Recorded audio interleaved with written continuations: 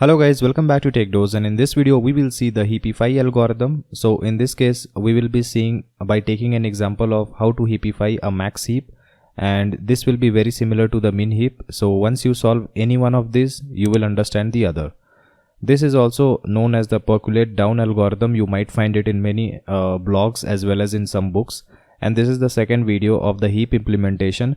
So I will highly recommend that you watch all our previous videos in the playlist in order to get a complete understanding about the topic. Now let us look at some of the important points before solving the heapify algorithm. Now in this case, if the heap size is, let's say, n, where we are having n elements, then the range of leaves will be from n by 2 floor to n minus 1 if it is a zero indexed array, right? So this I have already explained in my previous video. Therefore, if the leaves are ranging from n by 2 to n minus 1, then the rest of the elements will obviously be internal nodes. Therefore, the range of internal nodes will be from 0 to n by 2 floor minus 1, right? Now let's take an example. This is an example. Here we are having some elements 0 to index 6. So now what we will do is, here what are the leaves here? So if you apply the same formula, then you will find that you are having 4 leaves. Okay, and these 3 are the internal nodes. Now if you take another picture, this is a heap. Okay, so this is a max heap. Now in this case you can see that there are 3 internal nodes, 1, 2 and 3. So the internal nodes will range from 0 to 2 and the leaves will range from 3 to 6. This is index 3 to index 6. Okay, so this is 3, 4 and 5. Okay, so this will be 5 since this is a 0 indexed element. So 0 to 2 and 3 to 5. So I hope you understood how to find the number of leaves and what are the ranges of internal nodes and the leaves. Once you understand this, let us see something about the heap property. So if you talk about a max heap, then root node should be greater than all the left and the right subtree nodes, and it is recursively true for all the subtrees. And if you talk about a min heap, then the root node should be less than all the left and the right subtree nodes, and it is recursively true for all the subtrees. So both have the same definition. The only difference is that in the max heap, the root will be the maximum element in the subtree or the entire tree, and in a min heap, the root will be the minimum element. Okay, a leaf node always follows the min or max heap property since we have just a single node. So if we just take a tree having a single node, let's say it is 2, then this will be the maximum element as well as the minimum element in this entire tree. So this is the leaf element. Leaf element will always be your min heap and it will always be your max heap. Both will be correct for that. So in this case, let us take another figure which will be having 2 nodes. Now there is only one leaf, which is 3. Is this a max heap? No, because this 2 is a root. And this 2 is not following the max heap property because the left child is greater than this root node. Okay, so if we do a rearrangement and just swap 3 with 2, then is this a heap? Yes, this is a max heap. This was basically a min heap, but we were checking for max heap here. So this was not a max heap and this is a max heap, since the root element is the maximum in the entire left and right subtree elements. Okay, now let's take another example having 3 nodes. In this case, the root node is this 1. Is this a max heap? No, this is not a max heap. So if we do, let's say, one rearrangement where 2 is swapped with 1. Now is this a max heap? No, this will also not be a max heap because 2 is less than 3, which is its child. Now if we try out other rearrangement number 2, then we will swap 3 with 1. If we do that, then 3 will be going to this root node and 1 will be coming to the leaf. Okay, now is this a max heap? Yes, this is a max heap because these 2 are the leaf nodes, so this will obviously be following the max heap property, and this is the only internal node and this is the root node, and this is maximum of all the elements in the left subtree as well as all the elements in the right subtree. So I hope you were able to understand this. Now let us quickly move to another example. In this case, let's assume that we are given a heap, okay, and the ith node needs to be rearranged to maintain the heap property. Here we will note that except the ith node, the entire tree is a heap, and just for simplicity, we will take ith node equals to 0th index. In the subsequent videos after this, you will understand how to take how to heapify other index element. So here I will just be explaining you for the 0th index. Now let's assume that we want to rearrange this ith element in such a way that our max heap property is maintained. Okay. Now here, as I have already mentioned, except the ith node, the entire tree is a heap. Ith node is this one, which is the root node here. Okay. So except the root node, entire tree is a heap. So this left subtree will be a heap. This right subtree will also be a heap. Okay. Now how do we rearrange it so that it will follow the heap property? Well, in order to do that, what we were doing is we were rearranging with the left child or the right child. So let's try that. If we take the maximum of left and right and just swap it with this 1, then what will be the result? It will be here 1 will come and here 8 will come, right? So is this a max heap? You can see that this element 8 will be the maximum element in this entire tree, but this doesn't guarantee that this entire tree will be a max heap. Why? Because since you have swapped this 1 with this 8, this subtree might not be now following the heap property. Okay, so it may or may not be following the heap property. We just need to check it. So how do we do that? We will have to now recursively rearrange this element. Now in this case you see that here 1 is coming. So you will compare with the left child as well as right child. Left child is 3, right child is 4, maximum is 4. So again 4 is greater than this one, so we will have to again swap it back, right? This will be done unless we reach to the leaf node. So now we have reached the leaf node, 1 has come to the leaf. Okay. Otherwise we will be stopping as soon as we find that this current element is greater than the left element as well as greater than the right element. So what are the stopping conditions in this rearrangement? Here we are starting from the 0th index. So we will stop if we hit a leaf. So if we reach a leaf, then we will stop. The second condition is that if our element, that is the current element, is greater than left as well as current element is greater than right, then we will stop here, saying that in this subtree the current element should be the root and this is the root. Okay. So these are the two conditions of stopping.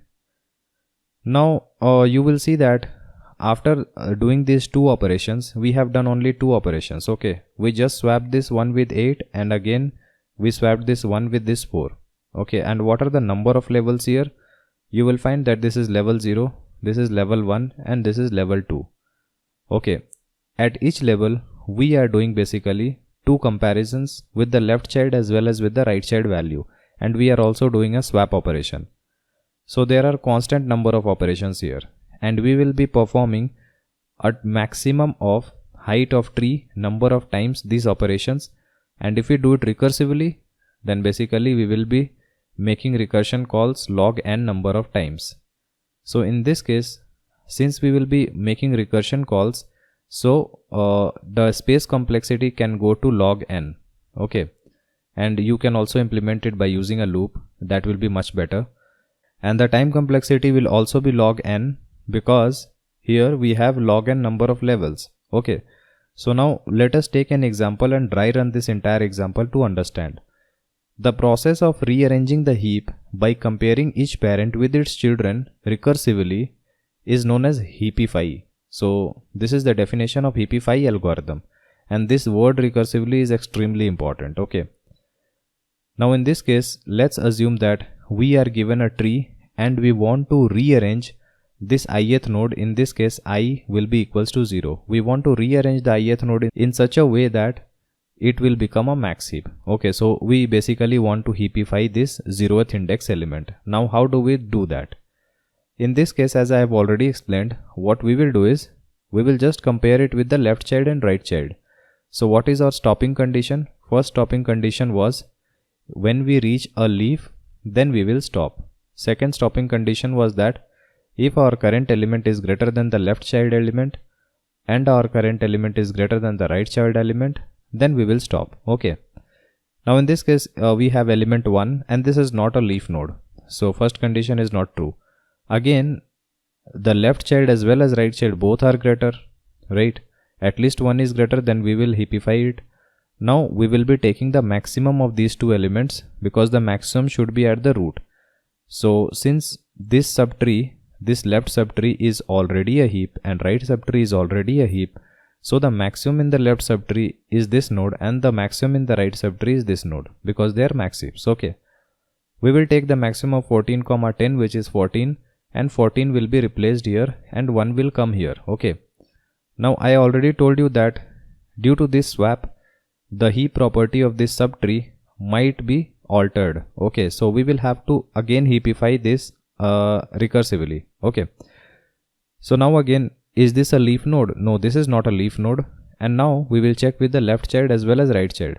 Both left and right are greater. Okay. If at least one is greater, then we will heapify. So both are greater here. Now we will be taking the maximum of 8, 7. 8 is greater. So 8 will be swapped here. 1 will come here.